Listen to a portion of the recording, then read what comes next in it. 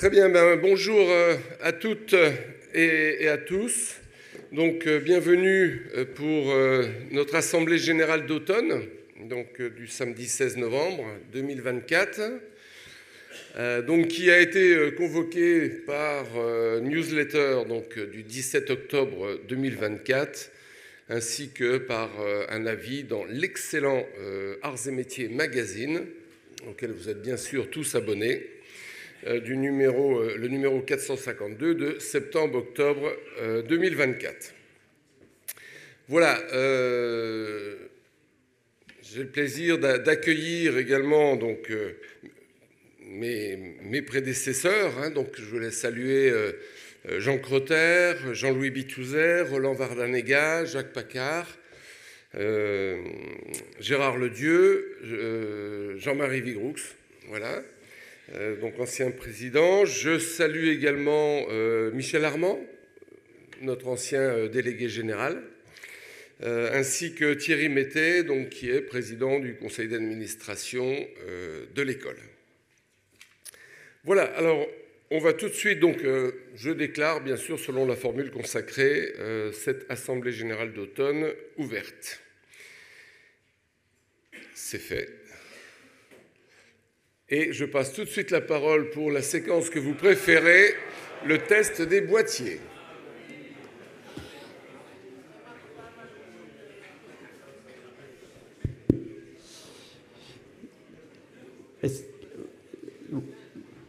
Non, mais ça va arriver, vous en faites pas.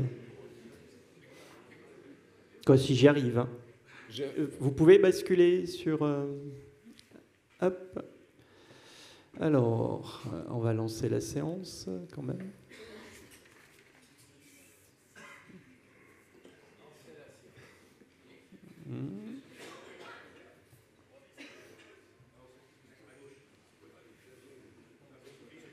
Attendez.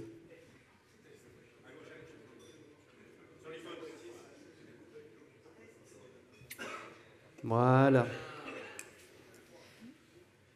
En fait, on a toujours... Donc ça, c'est tous les inscrits. On ne va pas passer. On va faire le test des boîtiers électroniques. Donc ça, vous connaissez par cœur. Donc globalement, l'antenne est ici. Donc quand vous votez, vous orientez le boîtier vers Tula et moi. Voilà. Au moins, on arrivera à voter. Pour voter, c'est très simple. On a un exemple concret. Vous choisissez 1, 2 ou 3. Voilà, vous le faites gentiment. Normalement, pour être sûr que c'est voté, quand vous faites, par exemple, sur 1, vous devez avoir un OK qui apparaît, par exemple. Voilà. Et donc, si vous avez le OK qui apparaît, c'est relativement bon signe. Si vous ne l'avez pas, ce n'est pas bon signe.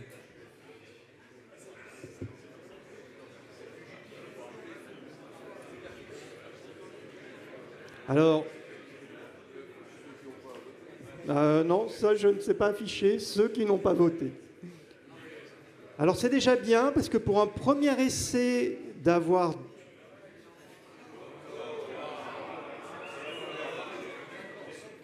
Alors comme quoi, au niveau des Gazards, on apprend, parce que d'habitude, il y a une erreur de 15 voix au premier vote. Là, on n'en a que 7 voix qui n'ont pas pu s'exprimer. Si, j'ai voté, moi. Voilà, donc il y a une bonne maîtrise, la courbe d'apprentissage est positive. Donc je vous propose de ne pas revoter et de passer la parole à notre président. Vraiment, moi je trouve que Albin est de plus en plus performant sur le process. Alors, voilà, donc vous aviez toute l'explication, mais vous la connaissez, vous la maîtrisez. Donc, je rappelle qu'effectivement, l'Assemblée générale est diffusée en direct sur Internet, au travers du lien qui était disponible dans les différentes communications, et que, 2 points. Le premier, c'est que nos camarades à distance ne peuvent pas voter.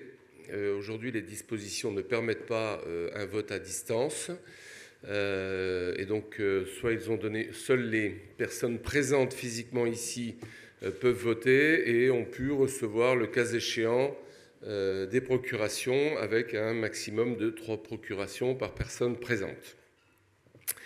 Par contre, les personnes donc, à distance peuvent intervenir dans les débats en envoyant un message à l'adresse qui apparaît, donc communication@sos.fr, et on leur demande de préciser leur nom, éventuellement la BUC et surtout la promo pour qu'on puisse présenter leurs questions.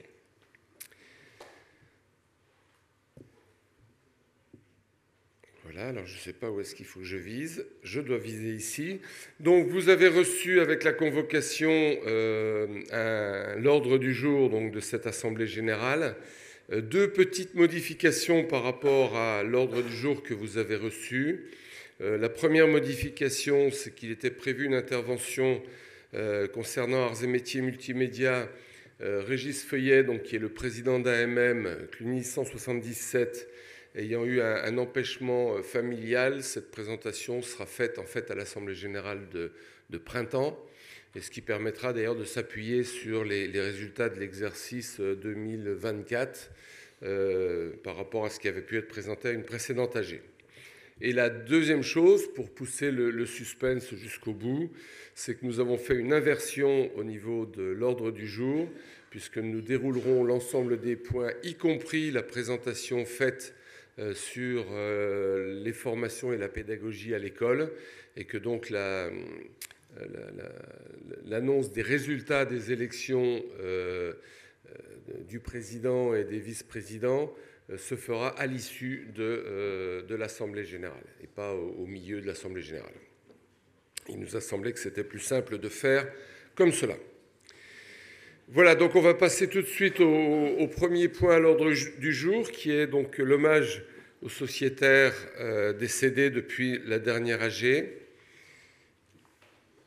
Non, alors je vais marche arrière, voilà. Donc depuis notre dernière Assemblée générale de printemps, donc, nous avons perdu 180 camarades, dont 69 non sociétaires. Parmi eux, Olivier Passebon, Lille 151, délégué de promotion. Pierre Aubé, Châlons 159, délégué de promotion. Louis Rigaud, Cluny 161, délégué de promotion, membre du comité de 2010 à 2013. Roger Michel, Cluny 162, délégué de promotion, membre du comité de 2005 à 2008. Philippe Rudolph, Cluny 179, délégué de promotion. Yves Grezlinski, Châlons 184, délégué de promotion. Florent Huard, Cluny 191, délégué de promotion. Robert Vanier, Lille 145, membre du comité de 1996 à 1999. Alain Van Huffel, Lille 149, membre du comité de 1987 à 1990. André Marion, Cluny 157, membre du comité de 2006 à 2009.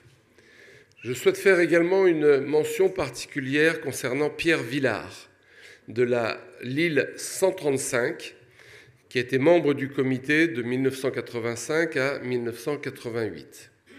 Pierre nous a quittés en septembre, à l'âge de 108 ans, et il était très certainement notre doyen, le doyen des Gazards.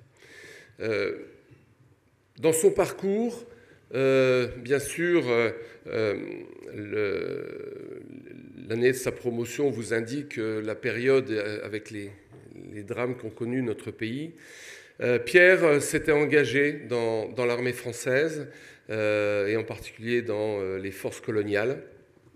Et il a participé en particulier au débarquement de Provence, qui s'est passé en 1944. En 1944, puisque nous avons fêté cette année, il y a eu la commémoration des 80 ans du débarquement de Provence. le 15 août. Pierre était d'ailleurs présent, a été d'ailleurs salué par le président de la République à cette occasion. Il était décoré de la médaille de la guerre 1935, 39-45, excusez-moi, et il était également chevalier de l'ordre de la Légion d'honneur. Je vous invite à lire l'excellent Arts et Métiers magazine du mois de décembre, janvier, donc le numéro qui va sortir, dans lequel vous retrouverez tout un article et un hommage que notre communauté rend à Pierre Villard.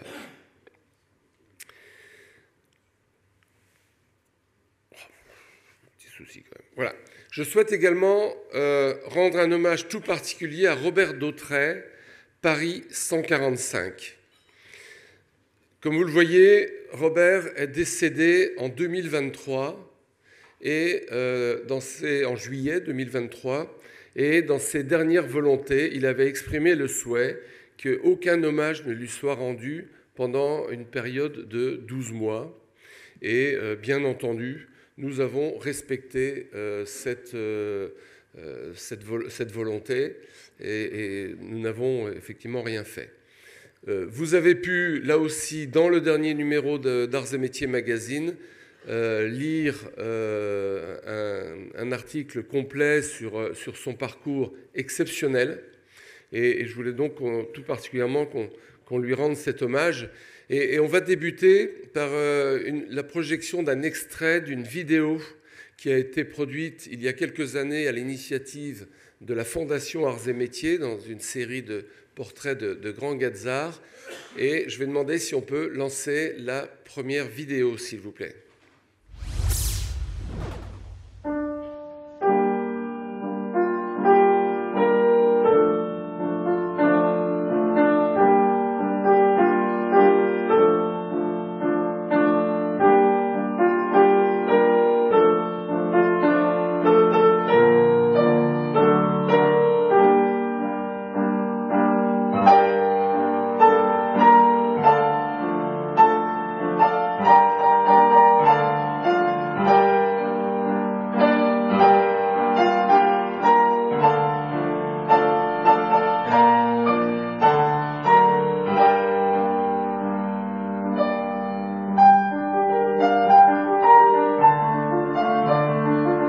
Derrière ce vieil homme discret, absorbé dans les méandres de ses pensées, se cache l'un des plus grands physiciens nucléaires du monde qui a contribué à faire entrer la France dans l'ère de l'énergie atomique.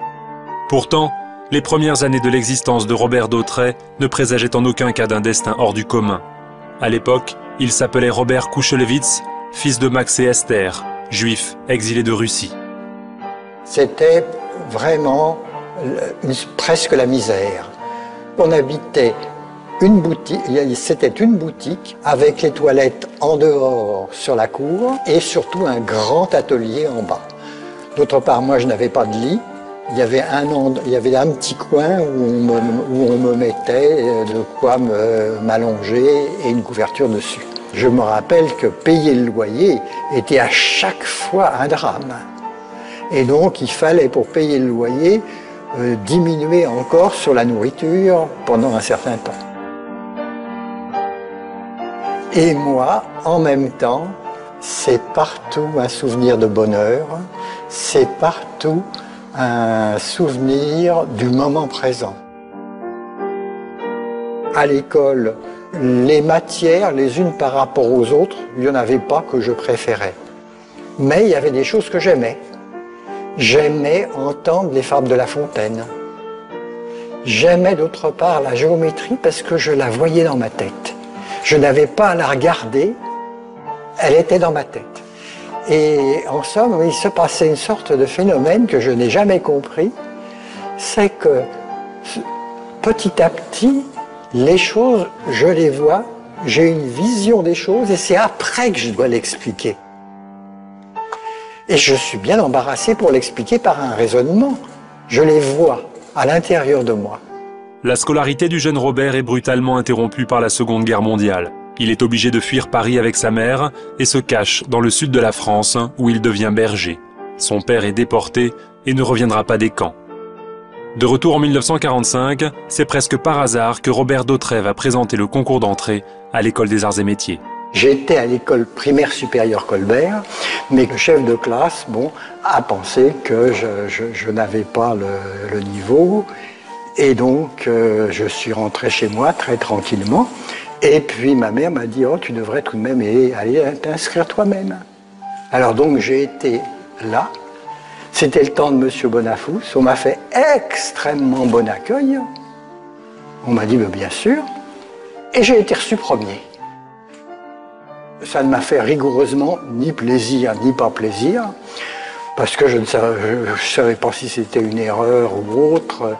Et je ne me rendais absolument pas compte à cette époque de ce que ça voulait dire. Moi, je ne savais absolument pas ce que c'était que les arts et métiers. Je ne connaissais absolument pas ce que c'était que le milieu de l'usine, des ingénieurs, des techniciens. Pour moi, c'était un monde totalement inconnu. Et quant à ma mère, elle n'y voyait, elle, qu'un seul avantage. Elle se disait, tu vas pouvoir faire un bon mariage.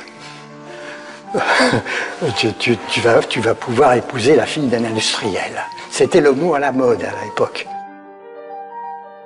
J'ai appris à déchiffrer tout ce qui est le monde de la mécanique. Brusquement, quand je vois quelque chose, je découvre un monde où partout, tiens, je me dis, tiens, ici, ils ont mis des boulons, et comment ils ont fait l'étanchéité? Tiens, ici, pourquoi ils ont fait une partie vide? Qu'est-ce que c'est finalement que ça? Pourquoi ils ont été mettre ça là? Etc., etc. En parcourant aujourd'hui les ateliers qu'il a quittés il y a 60 ans, Robert Dautrey se replonge avec émotion dans le souvenir de ses années passées aux arts et métiers.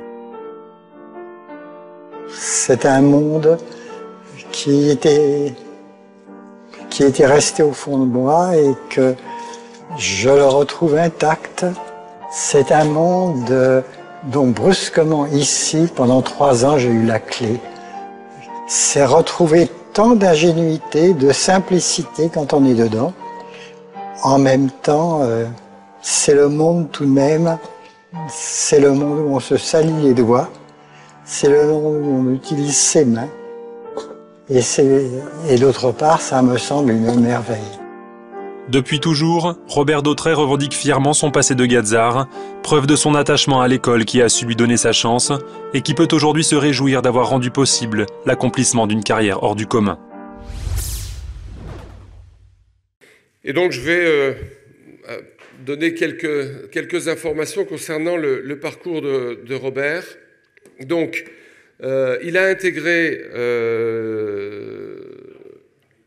l'école, alors qui n'était pas nationale supérieure à l'époque, mais l'école des arts et métiers en 1945. Il va se présenter comme candidat libre à l'école qui va intégrer comme major, puisqu'il va être premier au concours. À l'issue des arts et métiers, M. Bonafous, qui est le directeur de l'école à cette époque, le pousse à faire une année de prépa à Louis-le-Grand, et il va ensuite intégrer l'école polytechnique, où il rentrera 2e au concours. Il sortira major de sa promotion.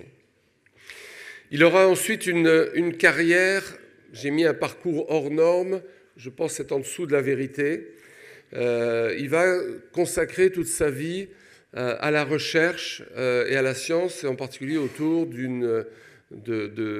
nucléaire. Il sera successivement directeur du projet Pégase, le premier réacteur d'essai construit à Cadarache. Il sera chef de projet d'un réacteur à haut flux de neutrons, puis directeur scientifique de la direction des applications militaires, la DAM, au CEA, puis directeur scientifique du CEA, pour finir haut commissaire à l'énergie atomique. Alors, dans son parcours, si je peux projeter ça, désolé, l'absence de vidéo perturbe un peu ma présentation, mais il a en particulier participé à un certain nombre de publications qui sont aujourd'hui des références.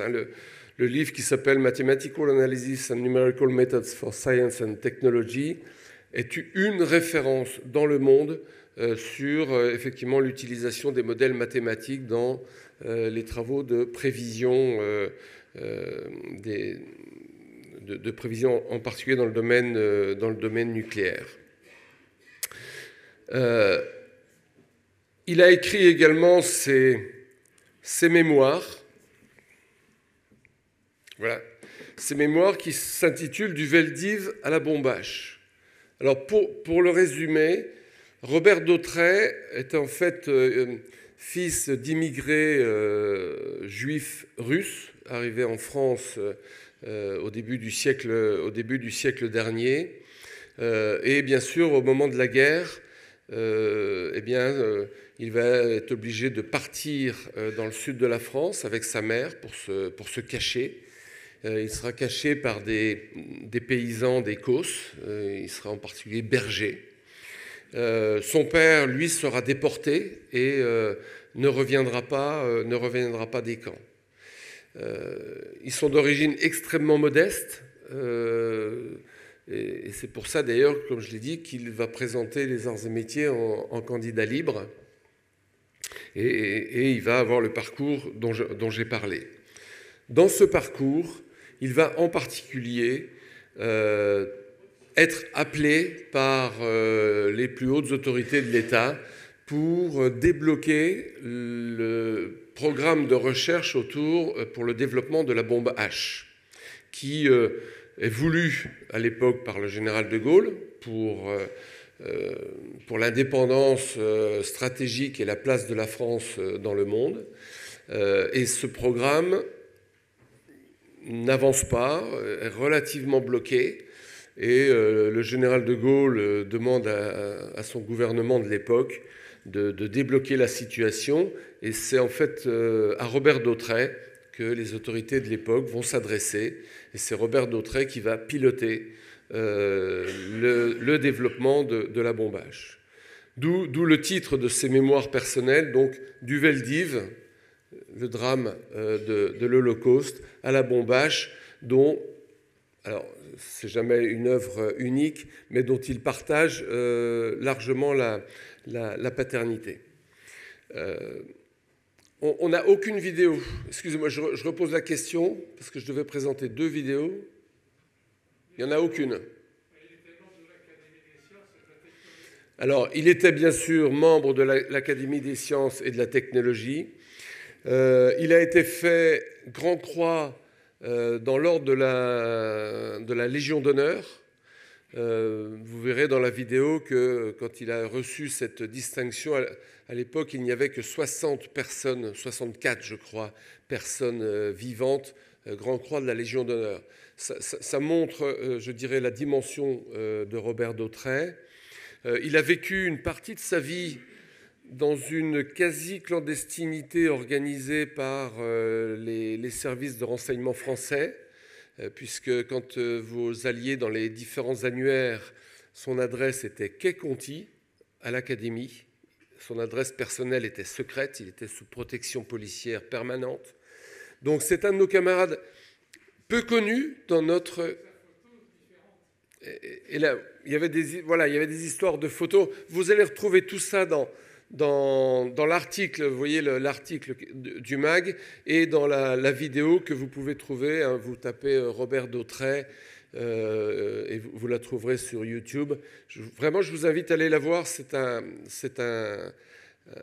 très beau témoignage. Il parle bien sûr de son enfance, il parle de son passage aux arts et métiers, il parle de son travail au CEA, et il finit,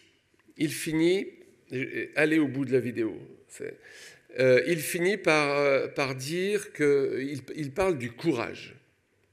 Il faut savoir qu'à l'époque, une grande partie de la communauté scientifique, en fait, était opposée au développement de la bombe H. Considérait que, je ne vais bien sûr pas rentrer dans cette polémique, mais que développer une arme de destruction massive comme peut l'être la bombe H ne doit pas être fait, etc. Et il parle, lui, du courage. C'est-à-dire le courage déjà de rendre service à son pays et du courage de faire ce que les autres ne veulent pas faire. Et il a été très longtemps critiqué. Il y a eu très longtemps des polémiques autour de cette collaboration et du fait d'avoir effectivement développé la bombe H. Et vous verrez que la fin de son témoignage, qui se déroule, il est d'ailleurs dans la vidéo, vous verrez également Daniel Rapin qui était à l'époque avec lui, et vous le verrez dans la cour de l'école, boulevard de l'Hôpital, où il parle effectivement de ce courage et où simplement il dit j'espère que votre regard sur moi va changer, puisque malheureusement, voilà, il y avait ces critiques. Et je pense qu'à une époque où il y a un réveil des enjeux géopolitiques, où le monde qu'on croyait devoir être un monde très sûr l'est de moins en moins, eh bien, le message de notre camarade sur l'ascension sociale, sur l'intérêt de la technologie, l'intérêt des sciences et le courage d'un homme est extraordinaire, et nous avons donc perdu, au travers de Robert Dautrey, un Gazard d'exception. Voilà. Michel, bien sûr. Et peut-être avec le micro pour les gens qui sont à distance, parce que... Ça sera très court. Oui, Robert Dautrey, j'étais allé le chercher justement au moment où Daniel Rapin avec lui a enregistré la vidéo que vous verrez sur Internet. J'étais allé chercher chez lui quai de Béthune et je l'ai amené ici à la Sauce. Et dans la voiture, je me souviens très bien d'une chose qu'il m'a dite. Il m'a dit « L'essentiel de ce que j'ai appris, c'est quand même aux arts que je l'ai appris. » Certes, après, j'ai fait Polytechnique, j'ai encore appris un peu parce que, comme tu sais, il me dit « J'aimais bien les maths et les maths allaient un petit peu plus loin à Polytechnique. » Mais après, j'ai fait les mines et là, j'ai rien appris du tout.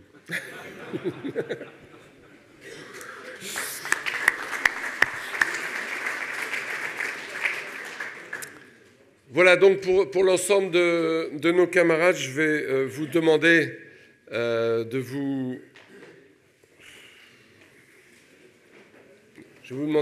vous lever afin que nous puissions respecter un instant de silence.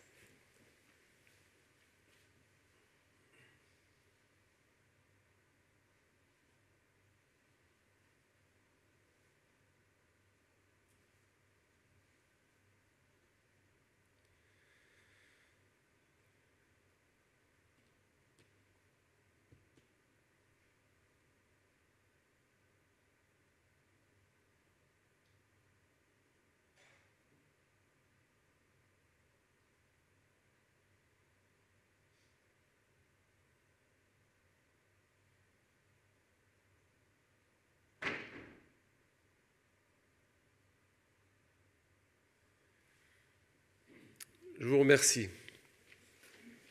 Dernière information que j'ai oublié de vous donner concernant donc, Robert Dautrey. Un colloque est organisé mardi par l'Académie des sciences et l'Académie des technologies, puisqu'il était membre de ces deux prestigieuses institutions. Donc mardi...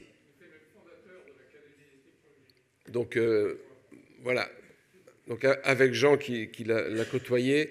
Donc il y a un colloque qui est organisé mardi toute la journée à l'Institut de France. Je pense qu'il est encore possible de s'inscrire pour les personnes qui peuvent être intéressées. Et donc ce colloque qui se déroulera sur la journée va retracer toute la carrière et le parcours donc, exceptionnel de Robert. Bien sûr, alors on va te donner un micro.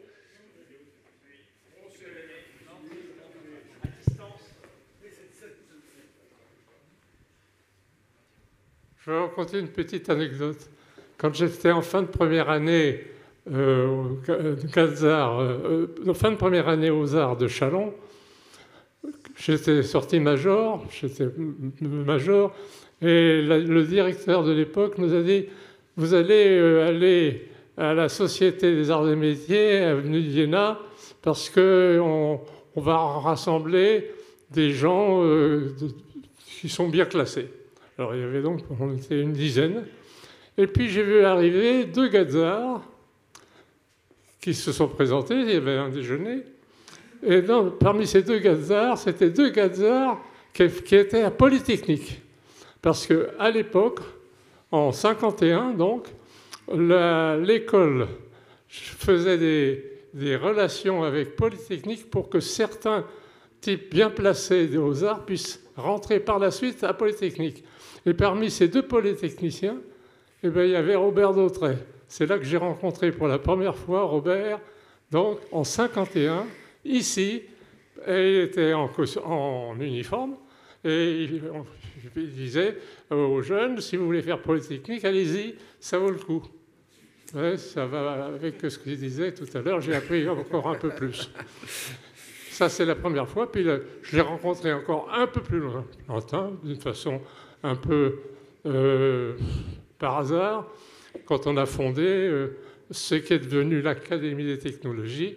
Il faisait partie des 6 premières personnes de l'Académie des sciences. Moi, je faisais partie des 6 premiers. On parlait de personnalité extérieure. Et ensemble, les 12, nous avons fait ce qu'on appelle le CADAS, le Comité des applications de l'Académie des sciences, qui, 10 ans après, est devenu l'Académie des technologies.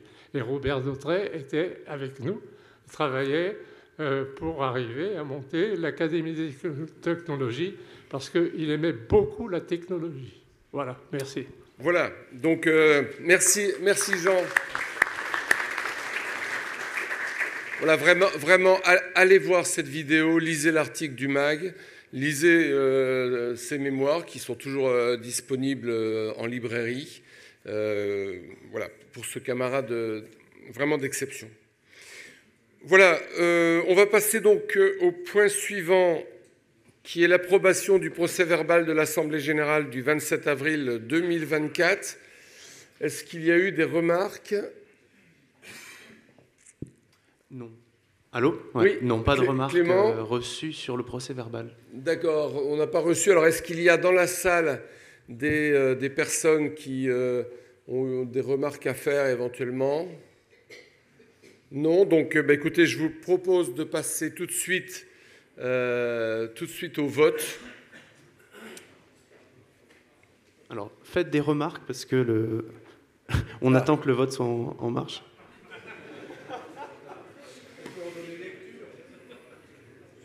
Donner lecture, oui, merci Michel de cette... Je vais vous le faire de tête d'ailleurs. Si... Alors, c'est bon, j'ai pu enregistrer, puis je t'enregistrerai juste après. Nous allons pouvoir lancer le vote.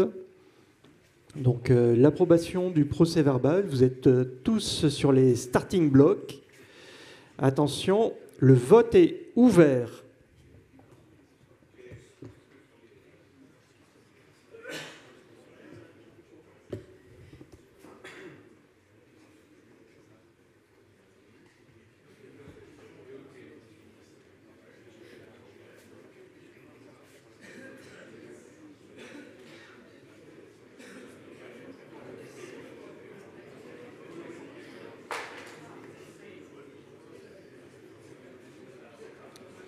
Oui.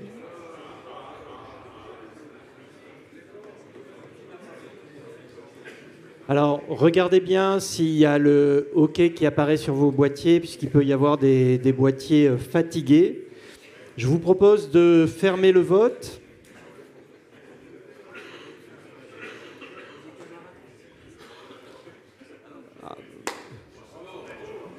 Voilà le résultat. Bravo à notre secrétaire qui a parfaitement retranscrit le contenu de nos débats. Merci.